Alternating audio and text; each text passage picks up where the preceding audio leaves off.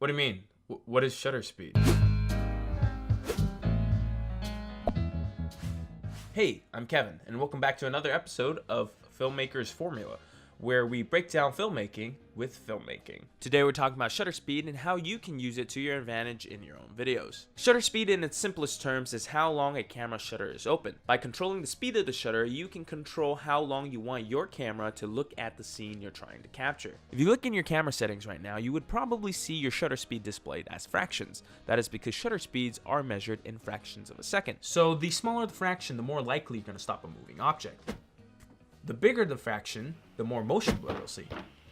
If you've messed around with shutter speed before, you would notice that the higher you go, the darker the image gets. Here's a good way to think about it. If you cut a flap in a box and you're trying to see through the other side, the faster the flap closes, the less you would see.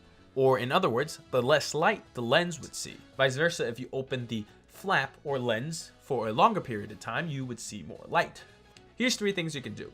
1, you can increase the light in your scene. 2, you can increase the hole in your box or your aperture.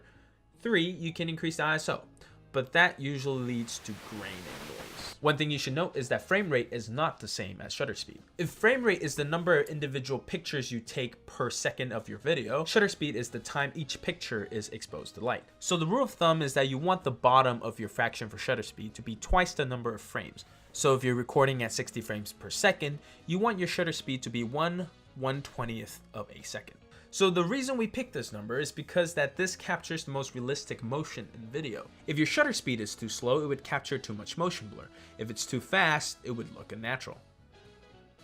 Depending on the style you're going for, shutter speed would differ. I'd recommend playing around with some of the settings. If you like cinematography tips, check out some of my videos here. Let me know in the comment section below on what you would like to see in the next video. I post a new video every week. Subscribe if you haven't already, and I will see you in the next video. Take care. When I think about the way